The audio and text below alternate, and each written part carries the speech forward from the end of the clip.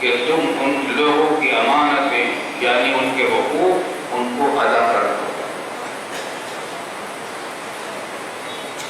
اور امانت بہت عام. آپ سے کوئی مشورہ طلب کرے، مجھے آپ کو مشورہ ہے، یہ مشورہ جو آپ دیں گے یہ بھی امانت ہے. آپ پر لازم ہے کہ آپ ایسا مشورہ دیں جس میں اس کے خیر آئی ہو. کوئی رشتہ بیاہ ہونے والا ہے، آپ سے مشورہ کریں، اگر آپ ان کو ایسا مشورہ دیں کہ جانتے کہ اس کے خیر خواہی تو اس میں ہے مگر مشورہ کوئی دوسرا دے دے، امانت میں خیانت. یہ ایسی خیانت ہے جیسے 1000 روپے آپ کو دیے تھے کسی نے، اس نے 100 روپے اپنے پاس رکھ لیا. آرام. میں سنا رہا تھا اور واقعہ یاد رکھنے کے قابل ہے.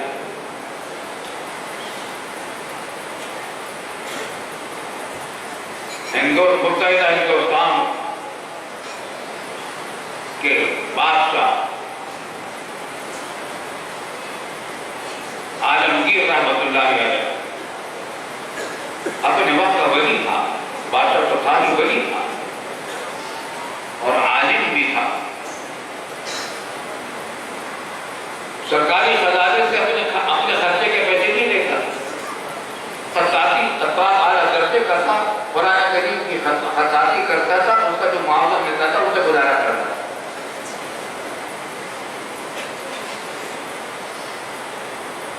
ان کی حکومت تھی افغانستان پر، متحدہ ہندوستان پر، جس میں پاکستان بھی داخل تھا، بنگلہ دیش بھی داخل تھا. اس پورے علاقے پر ان کی حکومت تھی.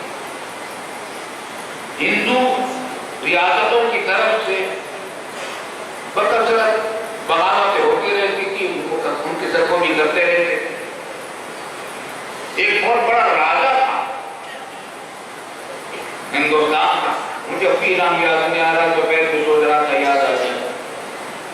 اسی کے نام پر آج کل ہندوستان کا بمبئی شہر جو ہے اس کا ایئرپورٹ کا نام اسی کے نام پر ہے. جیسے ہمارے ہاں جنا انٹرنیشنل ایئرپورٹ ہے، اسی طریقے سے وہاں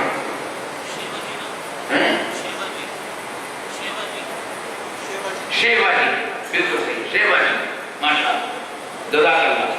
شیواجی اصل وہ راجا، اس سے جنگ ہو رہی تھی عالمگیر رحمۃ اللہ علیہ. وہ جنگ ہوئی، جنگ ہوتے ہوتے ہوا یہ کہ شیواجی کا جتنی رسد تھی اس کے پاس ختم ہو گئی، راشن ختم ہو گئی فوج کو کھلانے کے لیے، اور ساز و سامان بھی تقریباً ختم ہو گیا. اب تو شکست یقینی تھی، تباہی یقینی تھی. پریشان ہوا. ماں تعلیم یافتہ تھی، سمجھدار تھی. ماں کی خدمت میں پہنچا کہ یہ مسئلہ میرے پاس پیش آ گیا، میں کیا کروں. ماں نے مشورہ کیا عجیب و غریب. ماں نے کہا تمہیں بتاؤں کیا کروں. دیکھو عالمگیر پکا مسلمان ہے اور مسلمانوں میں یہ قاعدہ ہے کہ مشورے کو امانت سمجھتے ہیں. مشورہ ہمیشہ خیر خواہی میں دیتے ہیں. تم جا کر عالمگیر سے مشورہ کرو کہ تمہیں کیا کرنا چاہیے. دشمن سے جو جیت رہا ہے جنگ اس سے مشورہ ہے. وہ دیکھتا رہ گیا ماں کو، کیا ماں اسی سے تو میری جنگ ہے. کہا کہ اس کے باوجود کہہ رہی وہ مسلمان ہے، تمہیں مشورہ غلط نہیں دے گا، کیونکہ مشورہ امانت ہوتا ہے. خیر بیچارے ڈرتا انہوں نے سوچا کہ بھائی ماں کہتے رہی ہے اور کوئی راستہ ہے ہی نہیں، چلو بات تو کرو. مذاکرات شروع ہوئے، بات چیت ہوئی اور آخر میں اس نے پوچھا شیواجی نے کہ بتائیے پھر میں کیا کروں. کہنے لگے کہ دیکھو مشورہ جو کہ امانت ہوتی ہے، اس بات سے میں تم کو مشورہ دیتا ہوں، تم مجھ سے سنا کر، مجھ سے سنا کر. وہ خوشی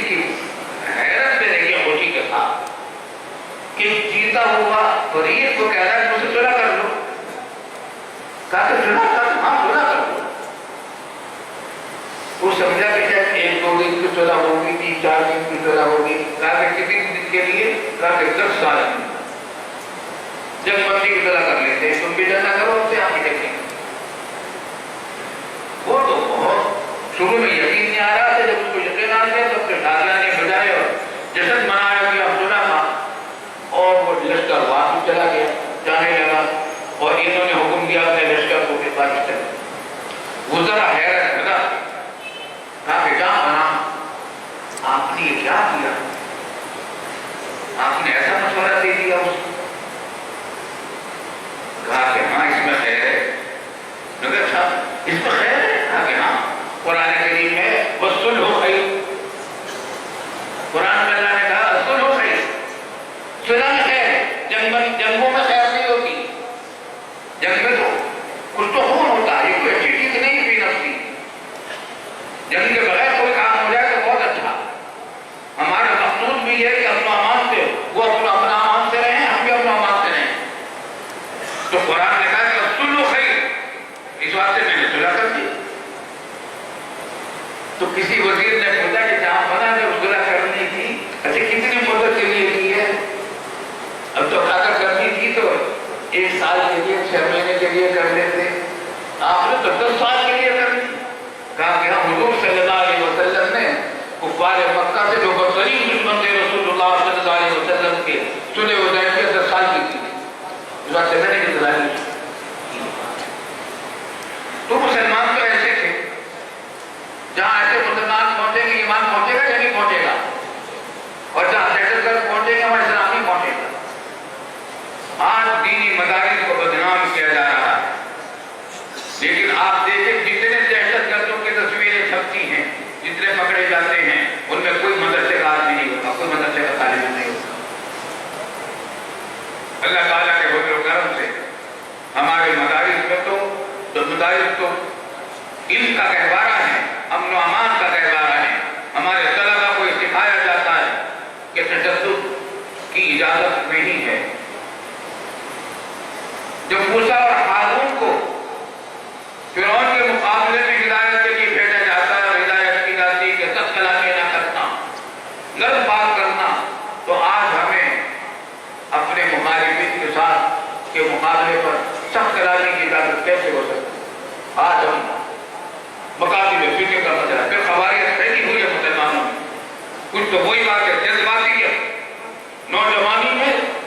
جب تک دوسرے کو جس سے مخالفت ہو, جب تک اس کو غصہ اس کا اظہار نہ کیا جائے, کتنے مزہ نہیں آتا. لیکن خوش سمجھنی چیز اسلام یہ مقابلے جو ہوتے ہیں مزے لینے کے لیے نہیں ہوتے, ہم کو پہنچانے کے لیے ہوتے. جب فرعون کے ساتھ سخت کلامی کی اجازت نہیں, تو آج ہمارے اپنے مکتب فکر سے مختلف مکتب فکر رکھنے والے حضرات, ان کے ساتھ آج ہمارے ممبروں پر, ہماری مسجدوں میں سخت کلامی ہوتی ہے نہیں ہوتی. ان کو مرشد بھی کہا جاتا ہے, فاسق بھی کہا جاتا ہے, زندیق بھی کہا جاتا ہے.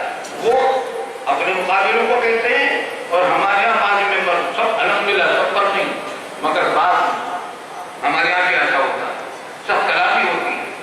یہ قرآن اور سنت کی تعلیمات کے خلاف ہے.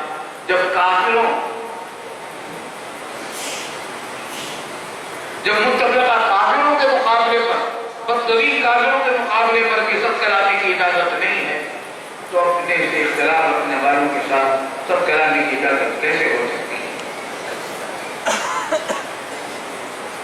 اللہ.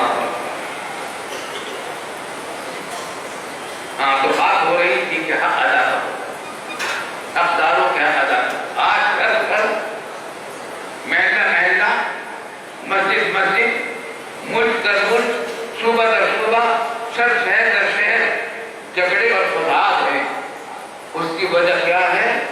حق ادا نہیں کرتے ایک دوسرے کا. اپنے گھروں کو لے لیجیے, شادی ہوئی صاحبزادے کی, اس کی اب بیوی گھر میں آئی. اس سے پہلے اس کی صرف ماں کی گھر میں بہنیں تھیں, انہی کے حق ادا کرتا تھا. اب بیوی بھی آئی, حق لے کر آئی، اپنے ماں باپ کو چھوڑ کر آئی، تمہاری ہو کر آئی، اب اس کا بھی حق ہے، اس کا بھی حق ہے۔ اور یہی پر یہ امتحان ہے حقوق کی ادائیگی کا، کہ ماں کے حقوق اور ماں کے حقوق کی ادائیگی میں بھی کمی نہ ہو، بیوی کے حقوق کی ادائیگی میں بھی کمی نہ ہو، بہنوں کے حقوق کی ادائیگی میں بھی کمی نہ ہو، بیوی بچوں کے حقوق کی ادائیگی میں بھی کمی نہ ہو۔ حق الامانات الی اہلھا، اللہ تعالیٰ حکم دیتا ہے کہ تم امانت سے ان کو پہنچا دو۔ آج گھر گھر ساس بہو کا جھگڑا ہے، نند بھاوت کا جھگڑا ہے، دیور اور بھاوت کا جھگڑا ہے، اس وجہ سے کہ حقوق کی ادائیگی میں کمی بیشی ہوتی ہے، انتہا پسندی ہوتی ہے، افراط اور تفریط ہوتی ہے۔ اسی بات سے آگے قرآن کریم نے فرما دیا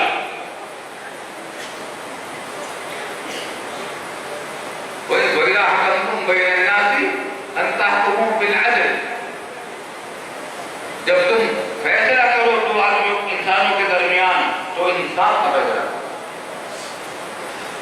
بعض لوگوں کو یہ بات تو یاد رہتی ہے کہ ماں کے قدموں کے نیچے جنت ہے، لیکن یہ بات یاد نہیں رہتی کہ بیوی کے حقوق بھی کچھ ہیں، کچھ نہیں، بہت سارے۔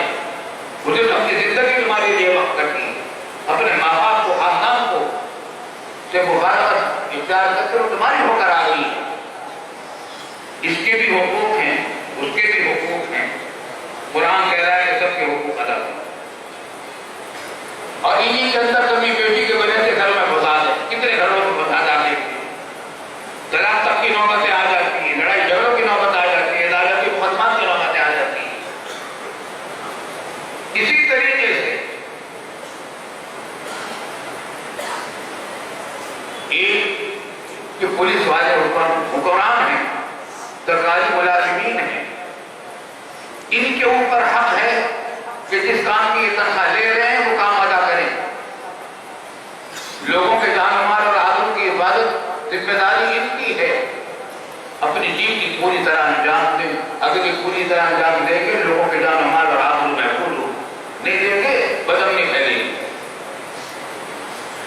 استاد، آپ میں جب بہت سارے حضرات استاد ہو، الحمدللہ مجھے بھی طلبہ کی خدمت کا موقع ملتا ہے۔ استاد کے پاس یہ درس جو دیا گیا ہے یہ امانت ہے، یہ اس بات سے نہیں ہے کہ آپ اپنے قابلیت کا ڈنکا پیٹیں اور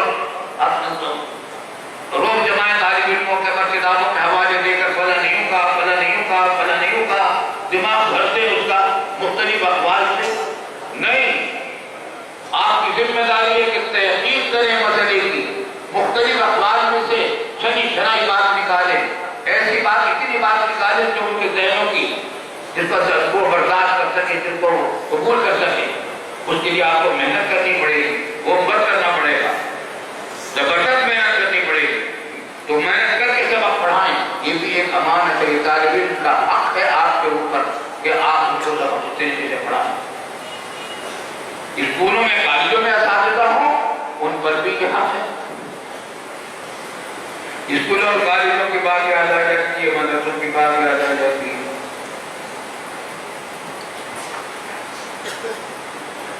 پرویز مشرف صاحب کے زمانے میں وزیر داخلہ، وزیر قانون، وزیراتی قانون کی، اور وزیر مذہبی امور، وزیر تعلیم کی، تعلیم کے وزیرہ تھی، اور وزیر داخلہ تھے۔ انہوں نے میٹنگ بلائی اتحاد تنظیمات مدارس عربیہ کے وفاقوں کے ذمہ داروں، تمام مکاتب فکر کے وہ ذمہ دار علماء شریف تھے، بندہ بھی ان میں شامل تھا۔ تو بات یہ چلنے لگی، وزیر داخلہ نے کہا کہ نہیں دیکھیے، ہم مدرسوں کو کہتا کوئی مداخلت نہیں کرنا چاہتے، مداخلت نہیں کرنا چاہتے۔ آپ بالکل بے فکر کرتے ہیں، ہمارے دلوں میں مدرسوں کی عزت ہے، مداخلت نہیں کرنا چاہتے، ہم تو صرف مدرسوں کی اصلاح کرنا چاہتے ہیں، اصلاح کرنا چاہتے ہیں۔ سر بات گھومتی رہی، تو جب میرے پاس میرا نمبر آیا، میں نے کہا کہ محترم وزیر داخلہ، اچھا وہ ان سے میرا پہلے سے بھی تعلق تھا، اب وہ میری سے محبت بھی کرتے ہیں، تو میں نے کہا کہ محترم وزیر داخلہ نے بڑی اچھی بات کہی ہے، ہمیں بڑی خوشی ہے، اللہ تعالیٰ ان کو جزائے خیر دے، نیت بہت اچھی ہے، مدرسے کی اصلاح کرنا چاہتے ہیں مدارس کی، مگر میں نے کہا میں اپنا واقعہ سنا دوں گا۔ میں نے کہا میرا نواسا ہے، اب تو ماشاءاللہ وہ بڑا عالم ہے، پڑھا رہا ہے جامعہ شرفیہ لاہور میں، نائب مفتی بھی ہے ماشاءاللہ، تو وہ زمانے میں ہمارے یہاں اردو میں پڑھ رہا تھا، تو اس نے متوسطہ کی تعلیم حاصل کی، ہمارے یہاں میٹرک تک کی تعلیم متوسطہ میں پوری کرا دی جاتی، تو میٹرک تک کی تعلیم کرانے کے بعد ہم نے کہا چلو تو میں بورڈ سے امتحان دلوا دیتے، تو بورڈ سے امتحان ہم نے بٹھا دیا۔ میں نے کہا میرا نواسا ہے، اس طریقے سے وہ ہم نے امتحان گاہ میں بھیجا، اور ابھی چند روز پہلے کی بات ہے، میں کہا بالکل تازہ بات ہے، جب وہ پہلا پرچہ کر کے آیا تو اس نے کہا کہ مجھے اب بھی کہتے ہیں میرے بچے بیٹے پوتے، اب بھی وہ تو عجیب جگہ کی، عجیب طرح کا امتحان کلاس کی، وہ عجیب اسکول تھا۔ میں نے کہا کیا بات کی؟ کہنے لگے سخت گرمی، اس گرمی کے اندر کوئی پنکھا نہیں تھا، پہلا بات تو گرمی کی طرح، پانی پینے کا کوئی انتظام نہیں تھا، تیمائی کسی کے سامنے کیے رکھنے کے لیے کسی کے پاس تیمائی بھی نہیں تھی، کسی کے قدم کے نیچے وہ بوریا یا ٹاٹ بچھی ہوئی تھی، دری تھی، کسی کے نیچے نہیں تھی، سخت تھا، حتیٰ کہ کھڑکی کے بعد دروازے تو ٹوٹے ہوئے پڑے تھے، اور وہ جو سوالات کا پرچہ تھا اس کے جوابات 25 روپے میں بک رہے تھے۔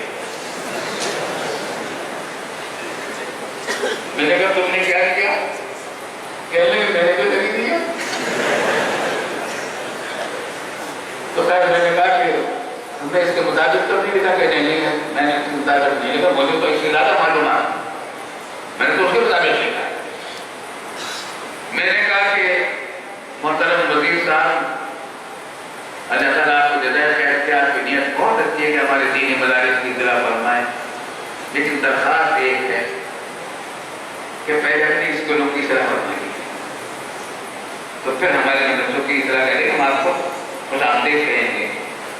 تو وزیر داخلہ کے برابر میں وزیرہ قانون بیٹھی تھی، اس کے جواب میں، میرے بات کے جواب میں وزیر داخلہ کہنے لگے پتہ نہیں مفتی صاحب کا نواسا کون سے اسکول میں چلا گیا تھا، کیسے اسکول میں چلا گیا تھا کیا، اور اسکول بھی ایسے ہوتے ہیں، یہ کہہ کر اس نے اپنی وزیرہ کی طرف دیکھا، وزیرہ نے منہ سے کچھ نہیں کہا، گردن سے دست کے گئے۔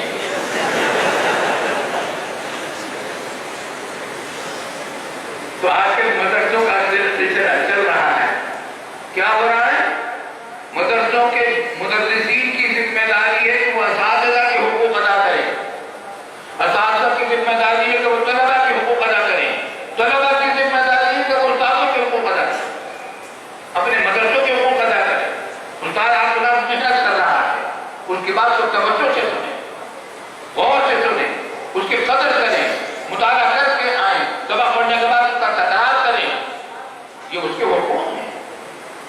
اگر آج حقوق کی ادائیگی ہونے لگے، ہماری گلیوں کے اندر نالیاں اتنی چڑی بھی نہ ہو جیسے آج چڑی ہوئی ہوتی، اٹی بھی نہ ہو گندگی، گلیاں صاف ستھری ہوں، سڑک اتنی ٹوٹی بھی نہ ہو، اگر بلدیاتی ادارے اپنی اپنی ڈیوٹیاں انجام دیں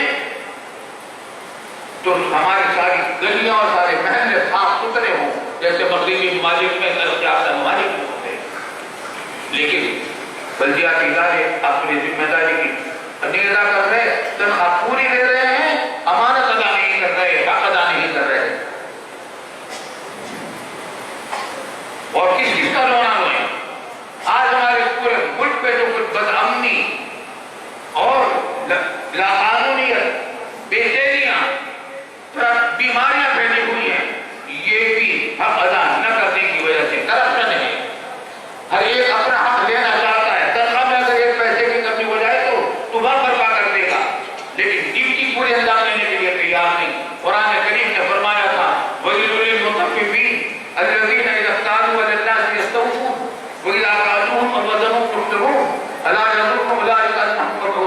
لیوم عظیم یوم یقوم الناس لرب العالمین، تذکیر کرتے والوں کے بارے میں، تذکیر کہتے ہیں ان لوگوں کو جو ناپ تول میں کمی کریں، اور وعید کے معنی ہے ہلاکت اور بربادی، اور ایک تفسیر اس کی ہے کہ جہنم کی ایک وادی ہے اتنی گہری کہ اوپر سے اگر کوئی پتھر پھینکا جائے تو نیچے 40 سال کے بعد پہنچے گا، وہی واقعے کا نام بھی ہے۔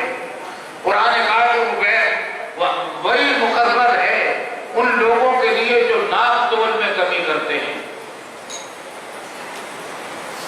قوم شعیب علیہ السلام پر جو عذاب آیا تھا کس وجہ سے آیا؟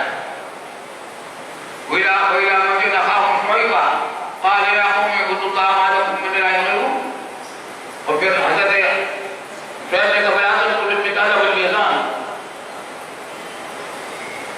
ناپ تول میں کمی نہ کرو، نہیں عذاب سے بات آئے۔ شعیب علیہ السلام نے بار بار ڈرایا کہ اللہ کا عذاب آ جائے گا، انہوں نے کہا کہ تم تو بار بار کہتے رہتے ہو، لا کر دکھاؤ۔ آ گیا عذاب، بادل، سب گرمی پڑی، جس جھلسنے لگے شعیب علیہ السلام کی بستی میں، پانی ہوا کو ترس گئے، کمزور گھٹنا آتی دکھائی دی، کالے کالے بادل، لوگوں نے بستیوں والوں نے ایک دوسرے کو بلایا، بادل کے نیچے آ جاؤ، یہاں ٹھنڈی ہوا ملے گی، بارش ہوگی۔ جب جمع ہو گئے، جبریل امین نے چیخ ماری جس سے زمین پھٹی اور دل پھٹ گئے لوگوں کے، اور اوپر سے آگ برسی، بارش کی بجائے پوری قوم شعیب جو تقسیم کرنے والی تھی تباہ و برباد کر دی گئی، ناپ تول میں کمی کرنے کی وجہ سے۔ اور قرآن نے بھی کہا کہ ناپ تول میں کمی کرنے والوں کے لیے وعید مقرر ہے، ایسے خوفناک وعدے اور ہلاکت بربادی۔ والد صاحب رحمۃ اللہ علیہ نے تفسیر معارف القرآن میں لکھا، اور مجھے یاد ہے کہ جب ہجرت کر کے 13 سال بعد دیوبند تشریف لے گئے، میرے ساتھ تھا، میں اسی سال دارالعلوم سے فارغ ہوا، تو دیوبند کی جامع مسجد بازار میں ہے، وہاں والد صاحب کا بیان ہوا۔ والد صاحب رحمۃ اللہ علیہ نے اسی آیت پر تقریر کی تھی، وَيْلٌ لِّلْمُطَفِّفِينَ الَّذِينَ إِذَا اكْتَالُوا عَلَى النَّاسِ يَسْتَوْفُونَ، تو اس میں جو بات آج کہی ہے وہ تفسیر معارف القرآن میں بھی لکھی، اور مجھے تو اجرت کی بات یاد آیا ہے۔ فرمایا کہ دیکھو جس طریقے سے ناپ تول میں کمی کرنا حرام ہے، اللہ کے عذاب کو دعوت دینا، بالکل اسی طریقے سے تنخواہ پوری لے کر ڈیوٹی پوری نہ دینا بھی ایسے ہی حرام ہے اور اللہ کے عذاب کو دعوت دینا ہے۔ کیوں؟ اس واسطے کہ ناپ تول میں کمی کرنے والا قیمت پوری لیتا ہے، اور جس چیز کی قیمت لیے وہ مال پورا نہیں دیتا، اور ملازمت اور مزدوری کرنے والا بھی مزدوری اور تنخواہ پوری لیتا ہے، وقت اور محنت پوری نہیں دیتا، تو جو عذاب اس کا ہے وہ عذاب کا بھی ہے۔ اور آج ہمارے کام چوری کا بازار گرم ہے، کام چوری کی افسران میں، سرکاری تعلیم یافتہ لوگوں میں، مدارس میں، اسکولوں اور کالجوں میں تو بہت ہی زیادہ، اور کتنے اسکول تو ایسے ہیں جن کے اندر کے اسکولوں میں استاد آتے ہی نہیں پڑھانے کے لیے، تنخواہ پوری لیتے۔ اب بتائیے اللہ کا عذاب نہیں آئے گا تو کیا آئے گا؟ طرح طرح کے عذاب آ رہے ہیں، تو اللہ تعالیٰ نے حکم دیا ان اللہ یأمرکم ان تؤدوا الامانات الی اہلہا وَإِذَا حَكَمْتُمْ بَيْنَ النَّاسِ أَن تَحْكُمُوا بِالْعَدْلِ، کہ تم لوگوں کے حقوق ادا کرو، اور جب حقوق ادائیگی کا وقت آئے فیصلہ کرنے لگو تو اصحاب الانصاف کا فیصلہ کرو۔ حکیم الامت حضرت خان رحمۃ اللہ علیہ نے اس کا خلاصہ نکالا۔ ہمارے شیخ حضرت ڈاکٹر عبدالعزیز عارفی رحمۃ اللہ نے فرمایا کہ خلاصہ کیا ہے کہ پورے دین کا خلاصہ آپ لوگ کے لباب کیا چیزیں ہیں؟ دو چیزیں، ادائے حقوق اور حفظ حدود۔ اللہ کے حقوق ادا کر دو، بندوں کے حقوق ادا کر دو، اور ان کے اندر جو حدود اللہ نے مقرر کی ہے ان حدود کی پابندی کرو۔ یہ نہیں کہ نماز میں تہجد میں اتنے لگو کہ بیوی کے حق کو پامال کر دو، اور یہ نہیں کہ بیوی کی رات مقداری میں اتنا لگو کہ فجر کی جماعتیں قضا ہو جائیں۔ اللہ کے حقوق بھی ادا کرو، بندوں کے حقوق بھی ادا کرو، کبھی کسی کے حقوق میں نہ ہو۔ ان اللہ یأمرکم ان تؤدوا الامانات الی اہلہا وَإِذَا حَكَمْتُمْ بَيْنَ النَّاسِ अंताहुकुम बिलद इंसाफ से ताकत रखो, हुदूद की रियायत हो। आज ये बात भी होती है कि हुकूक अदा तो करने लगते हैं लेकिन हुदूद की रियायत नहीं रहती। बाद लोग माँ के हुकूक की अदायगी में इतने लगेंगे कि बीवी बच्चों के हुकूक पामाल होने लगे। बाद लोग बीवी बच्चों के हुकूक में इतने लगेंगे कि माँ बाप के हुकूक पामाल होने लगे। और ये कुल सिरात मैं भी कह रहा था दोपहर कि इसकी मशक करने की जरूरत भी है लेकिन इसमें किसी रहनुमाई की भी जरूरत है, क्योंकि सिरात की तरफ बारीक इधर भी ना करो इधर भी ना, मुस्तकीम कमा होता सीधे रहो, इसका भी हक हो इसका भी हक पूरा पूरा अदा हो। इसकी अगर रियायत की जाएगी सबको हक भी मिल जाएगा, अमन अमान भी कायम हो जाएगा। अगर इस आयत पर अमल होने लगे हमारा वतन जन्नत का नमूना बन जाए। अल्लाह ताला हमें इस पर अमल की तौफीक कामिल अता फरमाए। बातें बहुत सारी हैं, बस आज इसी पर खत्म करते हैं। वह आखिर दावाना अनिल हम्दुलिल्लाह रब्बिल आलमीन।